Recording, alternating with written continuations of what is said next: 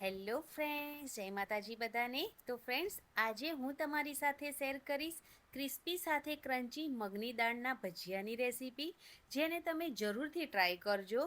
Friends, આ crunchy ભજીયા ખાવાની ખૂબ જ મજા આવે છે અને બનાવવાની રીત પણ ખૂબ જ સહેલી છે. તો એકવાર આ નવી ટ્રીક સાથે એકદમ ક્રિસ્પી ભજીયા તમારે જરૂરથી ટ્રાય કરવાના છે.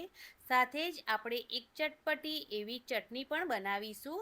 તો ફ્રેન્ડ્સ, આજની આ રેસીપી પસંદ આવે તો ચેનલને સબસ્ક્રાઈબ જરૂરથી કરી લેજો, લાઈક કોમેન્ટ શેર પણ કરી લેજો. તો ચાલો એકદમ ક્રન્ચી ટેસ્ટી ભજીયા બનાવવાની શરૂઆત કરી લઈએ. તો સૌથી પહેલાં મેં અહીંયા એક વાટકી મગની દાળને 2 કલાક માટે પાણીમાં પલાળીને રાખી હતી. હવે દાળ એકદમ સોફ્ટ થઈ ગઈ છે, પણ જો તમે દાળ પલાળવાનું ભૂલી ગયા હોવ તો તમારે થોડું ગરમ પાણી કરી અને તેની અંદર અડધો કલાક માટે દાળ પલાળી લેશો તો પણ દાળ એકદમ સરસ સોફ્ટ થઈ જશે. હવે દાળમાં જે પાણી છે તેને કાઢી લઈશું અને ત્યાર પછી આ દાળને આપણે એડ કરવાની છે મિક્સર જારમાં. તો અહીંયા બધી જ દાળ આપણે મિક્સર જારમાં એડ કરી દઈશું અને તેની સાથે અહીંયા 2 ઇંચ આદુનો ટુકડો આ રીતે થોડો ઝીણો સમાર્યો છે અને તેને પણ ઉમેરી દીધો છે. હવે પાણી એડ કર્યા વગર આપણે તેને પીસી લેવાનું છે. તો એકદમ દરદરી આપણે પેસ્ટ બનાવી અને રેડી કરી લેવાની છે. તો અહીંયા મેં દાળને પીસી લીધી છે, એકદમ દરદરી પેસ્ટ બનાવી અને રેડી કરી લીધી છે. આપણે તેને પીસવામાં પાણીનો ઉપયોગ બિલકુલ નથી કરવાનો. હવે આપણે તેની અંદર અડધી ચમચી જેટલું જીરું ઉમેરીશું, 1 ચમચી જેટલો ધાણા જીરું પાવડર ઉમેરીશું, અડધી ચમચી જેટલા રેડ ચીલી ફ્લેક્સ ઉમેરીશું. તેની સાથે અહીંયા આપણે લીલા મરચાં ઉમેરીશું સ્વાદ પ્રમાણે. જે પ્રમાણે તમે તીખું ખાતા હોય એ પ્રમાણે તમારે લીલા મરચાં ઝીણા સમારીને ઉમેરી દેવાના છે. 1 ચમચી અહીંયા ઉમેર્યો છે ચાટ મસાલો. સાથે અહીંયા એકદમ ઝીણી સમારીને ડુંગળી ઉમેરી છે, એક મીડિયમ સાઇઝની ડુંગળીને. અને આ છે આપણી એક સિક્રેટ વસ્તુ. અહીંયા મેં એક મોટા બટાકાને બાફી અને એકદમ સારી રીતે છૂંદી લીધો છે અને તેને પણ ઉમેરી દીધો છે. હવે ખૂબ સારા પ્રમાણમાં એવા ધાણા ઉમેરી દઈશું. અત્યારે ફ્રેન્ડ્સ આપણે મીઠું નથી ઉમેર્યું, અત્યારે મીઠું આપણે લાસ્ટમાં ઉમેરવાનું છે. હવે દાળ સાથે મસાલા, બટાકા, ડુંગળી બધું જ એકદમ સારી રીતે આપણે મિક્સ કરી લેવાનું છે. તો અહીંયા બધી જ વસ્તુ એકદમ સારી રીતે મિક્સ થઈ ગયું છે અને આપણું બેટર અત્યારે તૈયાર થઈ ગયું છે. હવે બેટર તો તૈયાર થઈ ગયું છે, તો તેને રેસ્ટ માટે આપણે થોડીવાર સાઈડ પર મૂકી દઈશું અને ત્યાં સુધી આપણે ચટપટી ચટણી બનાવીને રેડી કરીશું. તેના માટે મિક્સર જાર લઈ તેની અંદર 1 નંગ ટામેટું એડ કરી દઈશું. થોડા પાંખડી સાથે ધાણા ઉમેરી દઈશું. તીખાસ માટે લીલા મરચાં, લસણ, એક ઝીણી ડુંગળી કટ કરી અને પછી આ રીતે રફલી એડ કરવાની છે. સ્વાદ પ્રમાણે મીઠું ઉમેર્યું છે, 1 ચમચી જેટલું જીરું અને 1 ચમચી જેટલો લીંબુનો રસ અને થોડા આઈસ ક્યુબ અથવા તો પાણી ઉમેરી બધી જ વસ્તુને એકદમ સારી રીતે પીસી લીધું છે.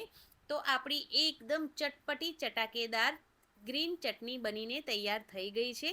તો હવે આપણે આ ચટણીને સાઈડ ઉપર મૂકી દઈશું અને અહીંયા મેં કડાઈમાં તેલ ગરમ કરવા માટે મૂકી દીધું છે. જ્યાં સુધી આપણે હવે લાસ્ટમાં બેટર રેડી કરીશું ત્યાં સુધી આપણું તેલ પણ સરસ ગરમ થઈ જશે. હવે બેટર ચેક કરી લઈએ. તો બેટરમાં હવે આપણે ઉમેરી દઈશું સ્વાદ પ્રમાણે મીઠું અને અહીંયા આપણે ભજીયા બનાવીએ છીએ તો અડધી ચમચી જેટલો અજમો તો જરૂરથી એડ કરવાનો, તો તેને પણ ઉમેરી દઈશું. અને હવે હાથની મદદથી પહેલાં તો મીઠુંને એકદમ સારી રીતે આપણે બેટર સાથે મિક્સ કરી લઈશું અને ત્યાર પછી આપણે 1 થી 2 મિનિટ માટે તેને આ રીતે ફેટી લઈશું, જેથી આપણું જે બેટર છે એ એકદમ ફ્લફી રેડી થાય. કેમ કે આપણે જે આ બેટર છે તેમાં કોઈ પણ ખાવાનો સોડા કે એનો બિલકુલ ઉપયોગ નથી કરવાના. તો 2 મિનિટ માટે ફેટી લીધું છે અને બેટર એકદમ સરસ રેડી થઈ ગયું છે. તમારે પણ આ જ રીતનું બેટર બનાવી અને રેડી કરી લેવાનું છે. હવે તેલ આપણે પહેલેથી જ ગરમ કરવા માટે મૂકી દીધું છે, તો તેની અંદર આ રીતે એકદમ નાના નાના આપણે ભજીયા બનાવીશું. પણ જો તમારે સાઈઝ જેવી મોટી નાની રાખવી હોય એ પ્રમાણે પણ તમે રાખી શકો છો. ગેસની ફ્લેમ અત્યારે એકદમ તેલ વધારે ગરમ થઈ જાય પછી મેં મીડિયમ કરી દીધી છે અને જેટલા કઢાઈમાં સમાય તેટલા મેં ભજીયા છે તેને એડ કરી દીધા છે. હવે તેને થોડી વાર માટે આ જ રીતે રહેવા દઈશું. ભજીયા જેટલા આવે તેટલા જ આપણે કઢાઈમાં ઉમેરવાના છે અને ત્યાર પછી આ રીતે હળવા હાથે તેને મિક્સ કરવાના અને તેને પલટાવી લેવાના. તો આ રીતે તેના પર એકદમ સરસ ગોલ્ડન કલર આવી જાય છે અને ભજીયા ઉપરથી એકદમ સરસ ક્રિસ્પી થઈ જાય ત્યાં સુધી આપણે તેને આ રીતે ફ્રાય કરતા રહેવાનું છે. તો હવે તમે જોઈ શકો છો કે ભજીયા પર એકદમ સરસ કલર પણ આવી ગયો છે અને ઉપરથી એકદમ ક્રિસ્પી પણ થઈ ગયા છે.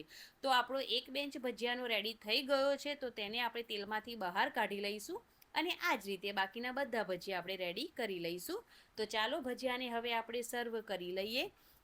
તો આપણા એકદમ ક્રિસ્પી ક્રન્ચી અને અંદરથી એકદમ સોફ્ટ એવા મગની દાળના ભજીયા બનીને તૈયાર થઈ ગયા છે.